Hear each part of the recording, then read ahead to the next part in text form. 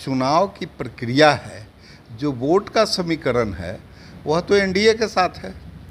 तो एनडीए जिसके पीठ पर हाथ रखेगी उसकी जीत होना स्वाभाविक है। वैशाली गठबंधन में ही रहा। आज जो है वैशाली भाजपा लड़ने का इरादा बनाई है, इसलिए सुरेश शर्मा भी एक कैंडिडेट होंगे, ऐसा हम बोल रहे हैं। टक्कर तो चुनाव में होनी ही चाहिए, बिना टक्कर का थोड़े चुनाव होता है। चुनाव होगा, लेकिन भाजपा सभी दलों से बहुत आगे है। 400 सीट के आसपास भाजपा। एयरपोर्ट पटना छोटा पड़ रहा है बड़े जहाज़ों के लिए, तो पता ही तो बहुत ही उससे आधे में भी नहीं है। यहाँ क्या हो सकता है बताइए? कभी भी बोइंग यहाँ नहीं उतर सकता है। जो बोलते हैं वो गुमराह कर रहे हैं लोगों को। कभी भी बोइंग बड़ी जहाज़ जो अब चल रही है नहीं उतरेगी। वैशाली के विकास के लिए प्रधानमंत्री जी नड्डा साहब, राष्ट्रीय मंत्री, उत्सुक है कि इस पर भाजपा कमल खिलेगी। मतलब शीर्ष नेतृत्व से पूरा तय हो गया है कि शीर्ष नेतृत्व चाह रही है कि यहाँ पर कमल खिलेगा तो इसका विकास उस कमल के तरह होगा। नमस्कार, मुजफ्फरपुर आप देख रहे हैं। मेरा नाम है उत्तम कुमार। देखिए, लोकसभा चुनाव को लेकर जो है अभी से जो है सुगबुगाहट जो है तेज़ है, और बिहार में जो है मुजफ्फरपुर और वैशाली सीट को लेकर जो है चर्चा जो है काफ़ी तेज़ है। अभी हम बिहार सरकार के पूर्व मंत्री और मुजफ्फरपुर से विधायक रहे सुरेश शर्मा जी के साथ हैं, इनसे बातचीत करेंगे। आगामी लोकसभा चुनाव को लेकर इनसे बातचीत करेंगे। वैशाली से चुनाव लड़ने को लेकर जो बात जो है कही जा रही है, इनसे बातचीत करेंगे। क्या कुछ कहिएगा? वैशाली से चुनाव लड़ने की बात कही जा रही है। देखिए, वैशाली प्रजातंत्र की जननी है और हमारे राष्ट्रीय अध्यक्ष जेपी नड्डा साहब पिछले 6 महीना पूर्व यहाँ आए थे। वैशाली में उनकी रैली हुई थी जी। उस रैली में उन्होंने कहा कि वैशाली भारतीय जनता पार्टी की कमल खिलेगा, यानी भारतीय जनता पार्टी लड़ेगी।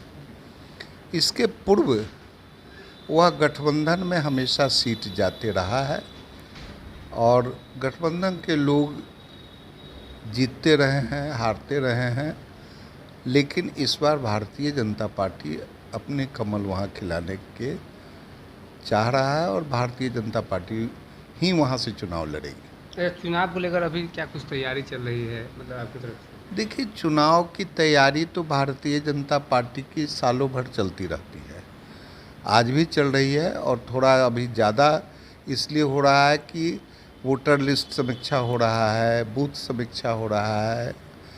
आपको जो जितने नए बूथ बन रहे हैं, प्रशासन भी उसके वोटर लिस्ट को तैयारी कर रहा है।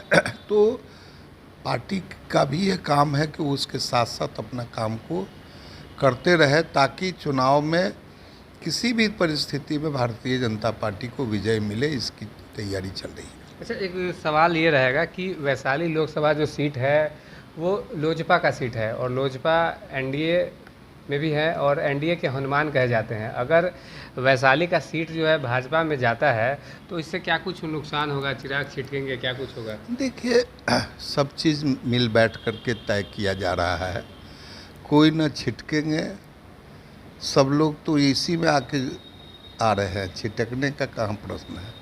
सवाल है कि उनको उसके जगह पर उनके दूसरे सीट का भी डिमांड है, तो ऐसा कुछ नहीं है कि उनको नाराज़ करके किया जाएगा, लेकिन उसके जगह पर उनको दूसरा उनके डिमांड का सीट उनको मिलेगा।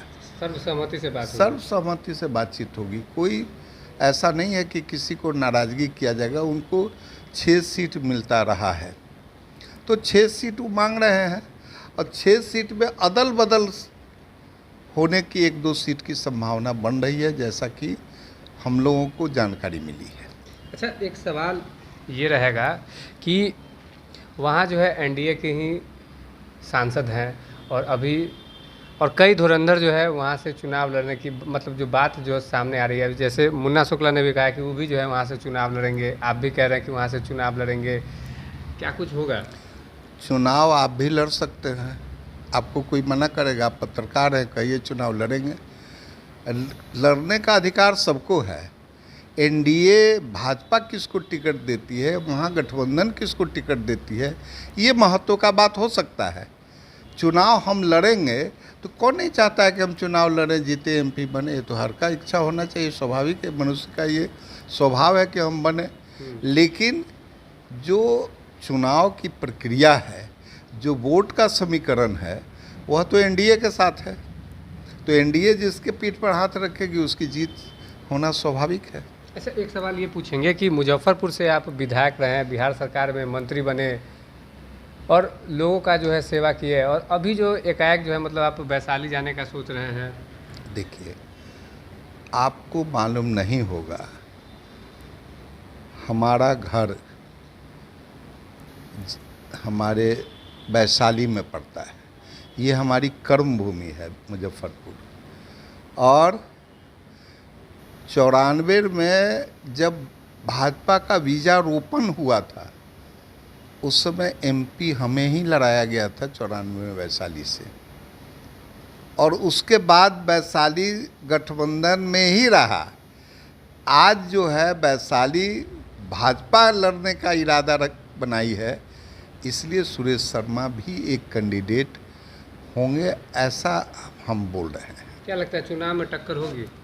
टक्कर तो चुनाव में होनी ही चाहिए, बिना टक्कर का थोड़े चुनाव होता है। चुनाव होगा, लेकिन भाजपा सभी दलों से बहुत आगे है, समझन। इस बार 400 सीट के आसपास भाजपा पहुंचेगी। 400। अच्छा, एक सवाल ये पूछेंगे कि मुजफ्फरपुर में जो है जब जब चुनाव आता है, पताही एयरपोर्ट का जो मुद्दा है वो गरमाता है, लेकिन अभी तक जो है लोगों को पताही एयरपोर्ट नहीं मिल पाया है। अभी आप वैशाली जा रहे हैं, क्या लगता है कब तक बनेगा भी कि नहीं बनेगा? देखिए, पताही एयरपोर्ट का विषय जो कहते हैं, उनको ये समझना चाहिए कि अगर एयरपोर्ट पर वो पटना उतरे होंगे कभी, जो ये बोलते हैं, उनसे आप पूछिए कि पटना एयरपोर्ट पर जब बोइंग उतरती है तो लगता है कि स्पेशल ब्रेक नहीं लगे तो डैश हो जाएगा। एयरपोर्ट पटना छोटा पड़ रहा है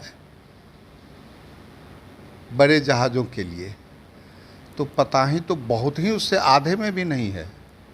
यहाँ क्या हो सकता है बताइए? कभी भी बोइंग यहाँ नहीं उतर सकता है। जो बोलते हैं वो गुमराह कर रहे हैं लोगों को। कभी भी बोइंग बड़ी जहाज़ जो अब चल रही है नहीं उतरेगी। लेकिन यहाँ पर प्रधानमंत्री जी ने पिछले चुनाव में कहा 2014 में उस पर राइट्स जो एयरपोर्ट का सर्वे करती है, उससे सर्वे किया, उसकी रिपोर्ट आई। यहाँ रीजनल कनेक्टिविटीज एयरपोर्ट जो छोटी जहाज़ें उड़ाई जाती हैं 60 सीटर, उसके लिए इसको उपयुक्त समझा गया है। और अब पहले दो ही तरह का एयरपोर्ट होता था, एक नेशनल एयरपोर्ट और एक इंटरनेशनल एयरपोर्ट। अब रीजनल एयरपोर्ट का कॉन्सेप्ट सिंधिया जी ने, प्रधानमंत्री जी ने किया है, जिसमें 7-8 तो यूपी में बनने का कुछ काम शुरू भी हो गया है। यहाँ भी पूर्णिया वगैरह का काम शुरू होगा। यहाँ भी ये भी लिस्ट में आया हुआ है, समझे ना।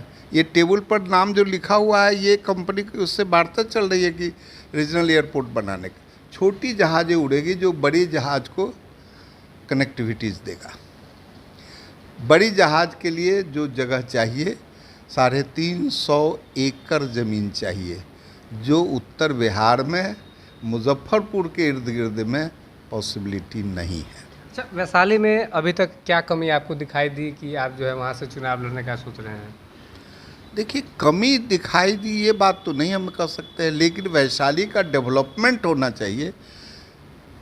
आप जानते हैं कि बुद्ध की कर्मभूमि रही है वैशाली, महावीर की जन्मभूमि है वैशाली, और भगवान राम और लक्ष्मण जब जा रहे थे जनकपुर स्वयंवर में, विश्वामित्र मुनि के साथ। तो वैशाली में श्री कटोरा, राम कटोरा स्थान पर रुके थे, इसलिए वह एक ऐसा जगह है जो बहुत बड़ा देश विदेश का पर्यटक स्थल बन सकता है। ऐतिहासिक भूमि है। ऐतिहासिक भूमि है, पर्यटक की भूमि है, बुद्ध की कर्म भूमि है। यहाँ पर पूरे बौद्धिस्ट आने के लिए उत्सुक रहते हैं। यहाँ पर हर तरह की सुविधा डेवलपमेंट होना चाहिए, जो अभी तक नहीं हुआ है। इसलिए हम लोग भाजपा चाहती है कि ये इसका प्रॉपर डेवलपमेंट हो, समझे ना। इसलिए हम लोग वैशाली के विकास के लिए प्रधानमंत्री जी नड्डा साहब, राष्ट्रीय मंत्री, उत्सुक है कि इस पर भाजपा कमल खिलेगी। मतलब शीर्ष नेतृत्व से पूरा तय हो गया है कि शीर्ष नेतृत्व चाह रही है कि यहाँ पर कमल खिलेगा तो इसका विकास उस कमल के तरह होगा। चलिए, बहुत बहुत धन्यवाद आपका। देखिए, तो बिहार सरकार के पूर्व में मंत्री रह चुके हैं हमारे साथ। आपने इस वीडियो में देखा कि आगामी जो लोकसभा चुनाव है वह वहाँ से जो है वैशाली लोकसभा चुनाव से जो है पूर्व मंत्री सुरेश कुमार शर्मा जो हैं यह अपनी दावेदारी वहाँ से ठोकेंगे। शीर्ष नेतृत्व से जो है पूरा जो तय हो गया है और वैशाली का जो विकास अधूरा है उसका जो है पूरा होगा। बने रहिए आप हमारे साथ, देखते रहिए मुजफ्फरपुर।